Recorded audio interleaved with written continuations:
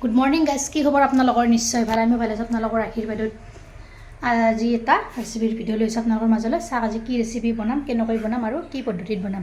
দেৰি নকৰি ভিডিঅ'টোৰ মাজলৈ যাওঁ। সেই গাইজ, আজি আপোনালোকৰ মাজলৈ লৈ আহিছোঁ এয়া মাছৰ এটা ৰেচিপি। ইয়াৰ কাৰণে মাছ 5 পিচ লৈ লৈছোঁ। তাৰপিছত এমুঠি ধনিয়াৰ পাত, আজি 2টা লৈছোঁ, বিলাহী, ফুলকবি, পিঁয়াজ। চাই থাকক ভিডিঅ'টো সম্পূৰ্ণভাৱে আৰু স্কিপ নকৰাকৈ। দেৰি নকৰি ভিডিঅ'টোৰ মাজলৈ যাওঁ। প্ৰথমতে মই এয়া কবি, বিলাহী আৰু পিঁয়াজখিনি কাটি লওঁ। এয়া মই ফুলকবিখিনি এনেদৰে কাটি ল'লোঁ। এইফালে এটা আলুও কাটি লৈ লৈছোঁ, পিঁয়াজখিনি কাটি লৈ লৈছোঁ আৰু বিলাহীখিনিও কাটি লৈ লৈছোঁ। চাই থাকক ভিডিঅ'টো সম্পূৰ্ণভাৱে আৰু স্কিপ নকৰাকৈ। অলৰেডি মই কেৰাহীটো গৰম হ'বলৈ দি দিছোঁ। ইয়াতে এতিয়া তেল দিম। প্ৰথমতে এয়া মোৰ তেলখিনি গৰম হৈছে। ইয়াতে মই অলপ নিমখ দি দিছোঁ। তাৰপিছত দি দিছোঁ অলপ হালধি গুড়ি।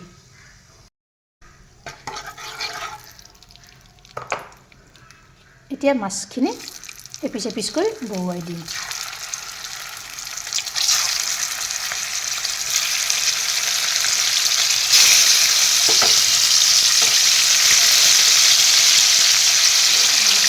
মাছখিনি অলপ ফ্ৰাই হ'বলৈ দিম।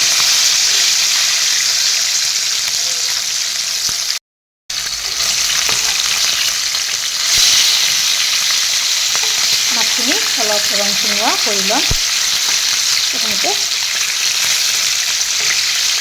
দি কিনে কেৰাহীটো ধুনীয়া কেৰাহী হয়, ইয়াতে অলপো লাগি নধৰে। আৰু লিংকটো লাগিলে আপোনালোকক ডিছক্ৰিপশ্যনত দি দিম মই।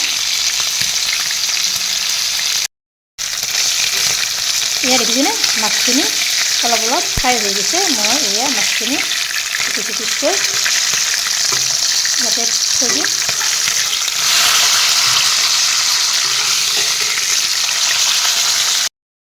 সেই কেৰাহীটোতে মই কেইটামান জিৰা দিলোঁ, গোটা জিৰা। তাৰপিছত দি দিছোঁ পিঁয়াজখিনি।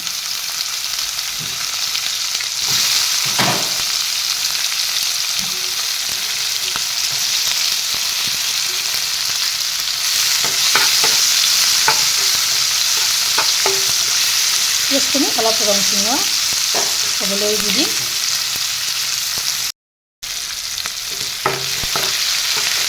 পিঁয়াজখিনি ধুনীয়াকৈ নৰম হৈছে। ইয়াতে এতিয়া মই নিমখ 3 চামুচ আৰু দিছোঁ হালধি গুড়ি এচামুচ, অলপ জলকীয়া গুড়ি দি দিছোঁ।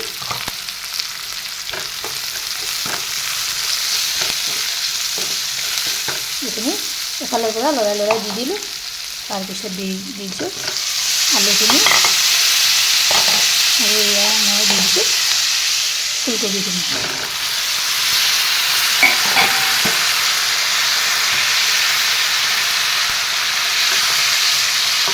এনেকৈ তলপৰ কৰি এফালৰ পৰা লৰাই লৰাই দিম।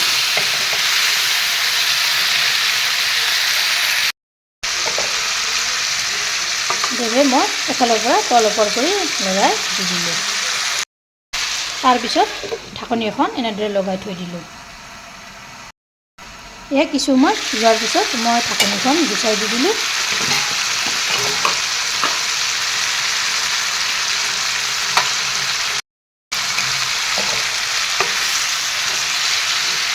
এনেদৰে তলপৰ কৰি লৰাই দি দিছোঁ। 2 মিনিটমান সময় এনেদৰে ৰাখি দিছোঁ। পানী ইয়াতে নাই। তাৰপিছত এয়া 2 মিনিটমান সময় এনেদৰে মই ভাজিলোঁ।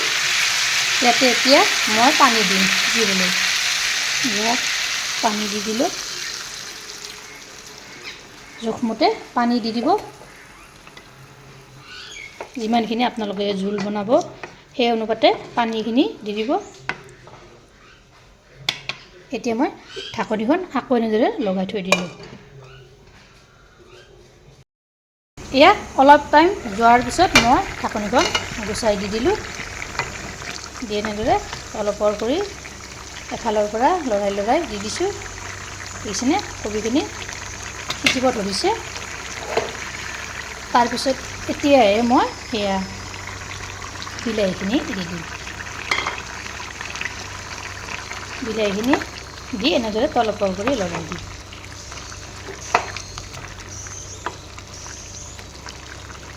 তাৰপিছত দি দিম সেয়া ফ্ৰাই কৰি থোৱা মাছ কেইপিচ দি দিলোঁ।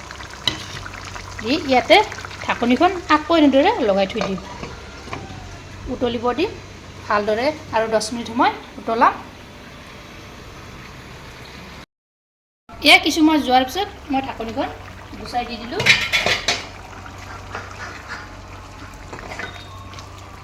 দেখিছেনে কি ধুনীয়াকৈ সিজি গৈছে, আলুখিনিও ধুনীয়াকৈ সিজি গৈছে, ইফালে কবিখিনিও সিজি গৈছে। ইয়াতে এতিয়া কেঁচা ধনিয়াৰ পাত দি দিম। খাবলৈ যে কি সোৱাদ লাগে নহয় এই ধনিয়াৰ পাতটো। এইফালৰ পৰা এনেদৰে তল-ওপৰ কৰি লৰাই দি দিছোঁ।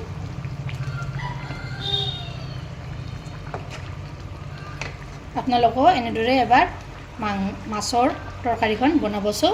ফুলকবি আৰু বিলাহী আলু দি এইখিনিতে যদি মাছৰ ৰেচিপিটো ভাল পালে তেনেহ'লে আপোনালোকে এটা লাইক কৰিব, শ্বেয়াৰ কৰিব, কমেণ্ট কৰিব আৰু মোৰ চেনেল যদি প্ৰথমবাৰ আহিছে তেনেহ'লে চেনেলটো ছাবস্ক্ৰাইব কৰিব, লগতে ফেচবুক পেজতো ফ'ল' কৰিব।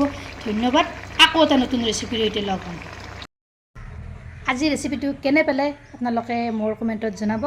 ভিডিঅ'টো ভাল লাগিলে লাইক কৰিব, শ্বেয়াৰ কৰিব, কমেণ্ট কৰিব আৰু প্ৰথমবাৰ যদি মোৰ চেনেলত আহিছে তেনেহ'লে চেনেলটো ছাবস্ক্ৰাইব কৰিব, লগতে ফেচবুক পেজতো ফ'ল' কৰিব। আকৌ এটা নতুন ৰেচিপিৰ সৈতে লগ হ'ম।